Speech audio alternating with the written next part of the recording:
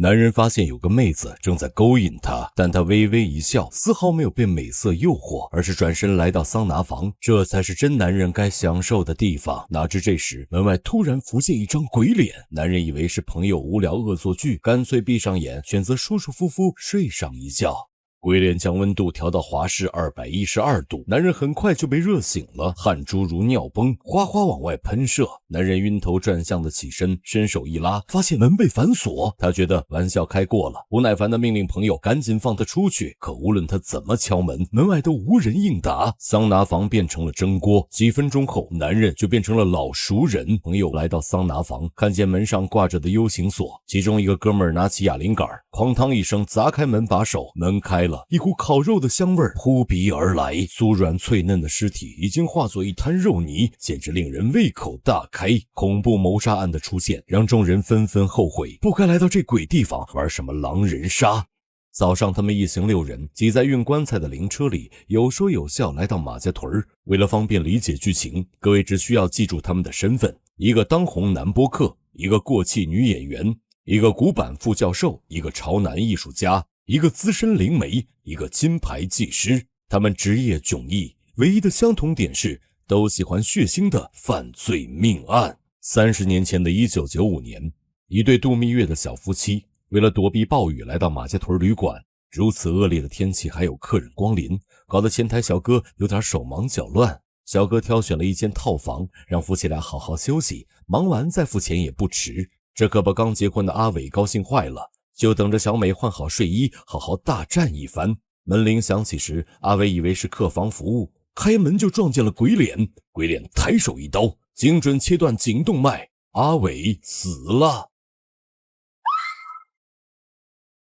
实际上，前台小哥和同伴是一对黑白双煞，属于变态中的变态。他俩不仅在旅馆连杀数人，甚至将小美绑到地下室，举行了恶魔祭奠仪式。一晃到了2025年，杀人犯依然逍遥法外，而马家屯旅馆不仅没有废弃，反而被2个股东重金买下，经过翻新装修，打造成了犯罪主题旅馆。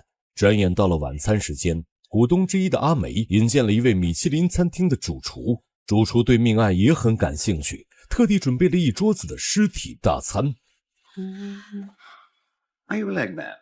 That was in bad taste, not to mention disgusting. 他们眼前的脑袋、躯体都是主厨用肉和豆腐组合雕刻而成，有点类似我们中餐的素肉。对于主厨的恶俗预制菜，有人兴奋不已，有人感觉恶心。不过当他们切开亲自品尝后，全都王尽则附体。哎呀妈呀，真香！正餐都这么有滋有味了，那不整点小酒肯定说不过去。主厨给大家斟满杯中酒，来，感情深，一口闷。 So metallic. Seriously. How'd you make this? There's a tiny bit of vodka in there. The rest is 100% me. My blood, that is. 生怕其他人不相信，主厨撸起袖子，露出抽血的针孔。副教授气得大骂畜生，主厨却一点都不在乎。就在众人吵着要回家时，急促的敲门声响起。他们原以为是司机回来了，没想到是一对迷路的夫妻。夫妻希望可以在旅馆开个房间，遭到阿梅的断然拒绝，理由是这里是私人 VIP 聚会，恕不接待陌生人。闻听此言，夫妻俩都快哭了。外面狂风暴雨，树木横倒无数，堵住了唯一通往外界的桥。而且马家屯地处偏远，没有手机信号，没有固定电话，连报警都成了奢望。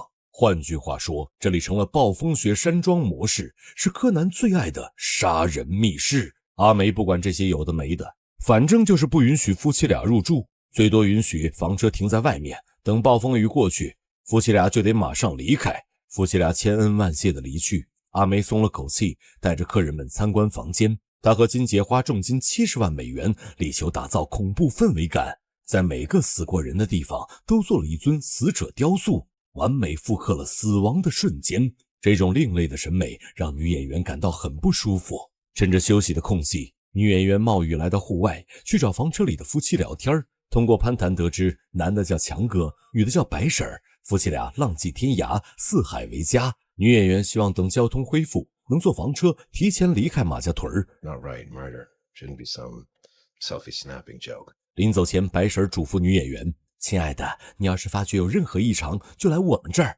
岂料女演员刚一转身，就碰到了传说中的鬼脸杀手。鬼脸举刀挥去，吓得女演员撒丫子就跑。两人一前一后钻进树林，女演员一个踉跄摔倒在地。当时她就在想，完犊子了，我死定了。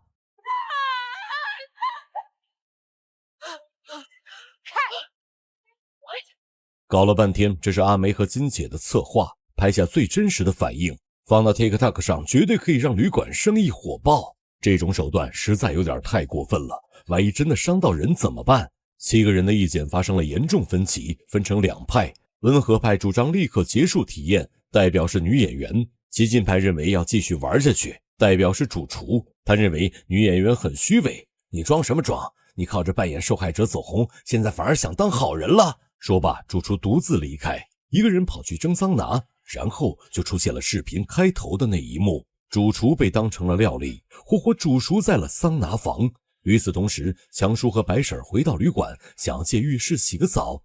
阿梅收了他俩300美元，这才勉强同意。Hey, don't use up all the hot water. Stay away from the guests. 在发现主厨的尸体后，众人惊慌失措，觉得每个人都是凶手。冷静下来后，白婶倒是有个好主意，所有人离开旅馆，在房车里过夜，等明天一早就开车上路。话音刚落，就听一声巨响，窗外窜起炙热的火球，房车被炸了。他们奔向烈焰中的残骸，清楚地认识到一个事实：凶手斩断了所有逃生方式，把他们彻底困在原地，成了待宰的羔羊。那么当年残忍杀害小美并举行撒旦召唤仪式的人到底是谁呢？两人摘下面具，露出了真实面目。一个是皮肤黝黑的女人，一个是标准的白皮男。尽管30年岁月侵蚀，可还是能看得出来，他们就是那对房车夫妻强叔和白婶儿。现在的局面变成了一场狼人杀游戏，强叔白婶儿就是两个明狼，关键是其他人并没有我们观众的上帝视角，他们作为平民只能通过发言和投票来找出狼人。女演员认为阿梅和金姐这俩老板最可疑，金姐反驳他俩改造旅馆花费70万美元，如果出了命案，钱都白瞎了。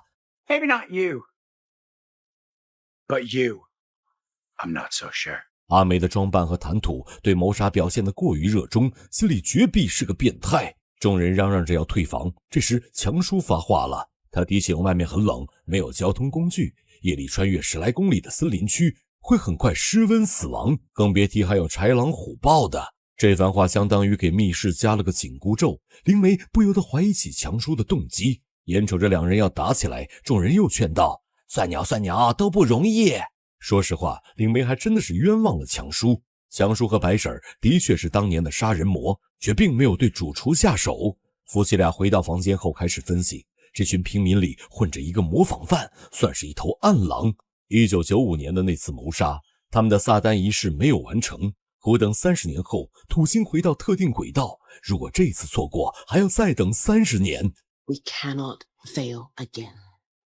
The gateway must be open to release Baphomet. 另一边的桑拿房，阿梅和金姐还在头疼怎么处理尸体。在高温环境下焖了几个小时，主厨已经是外酥里嫩，轻轻一拽，骨肉分离，入口即化。此时的幸存者分成了5组 ，A 组是灵媒和作家，两人在台球房聊天。灵媒不信任其他人，提议一起溜出去找警察。B 组是技师和播客。技师敞开胸怀，把波克魂儿都勾住了。技师说自己一个人待着太危险，最好今晚能和波克一起睡。说着，技师开始施展才艺，他掏出一副手铐，将波克锁死在床上。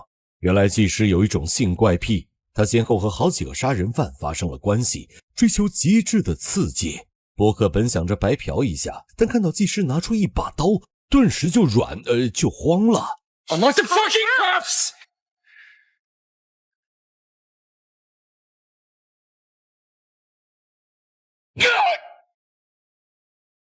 Pussy. C 组是白婶和艺术家，艺术家在房间里发疯，把布置好的装饰道具打得稀巴烂。白婶好奇地询问原因，艺术家坦诚这些装修都是由他负责的，只是对犯罪的拙劣模仿，并没有真正的灵魂。又是一个走火入魔的人，那就好办了。白婶开始 PUA 艺术家，小伙子，要做出惊世骇俗的作品，你得真杀个人才行啊。D 组是阿梅和金姐，显然他俩既是合伙人，也是情侣关系。金姐哭着责怪阿梅，都是你这个疯丫头，非要搞什么谋杀主题旅馆，现在真死人了，还赚个屁的钱。他俩吵得特别大声，全都被隔壁一组的女演员给听了进去。除此之外，女演员还听到了另一个房间里的叫骂声。You did not drink Viper Phantom. Eat. 转眼来到第一个夜晚，狼人杀正式启动。且说阿梅服用了安眠药，睡得更是香甜。突然间，一只黑手捂住金姐，刀锋划开胸膛，金姐开心地死掉了。凌晨时分，阿梅迷迷瞪瞪醒来，听见天花板在漏水，她推了推金姐没反应，扭头一看，魂飞魄散。下周地狱旅馆狼人杀继续，点赞收藏，不见不散。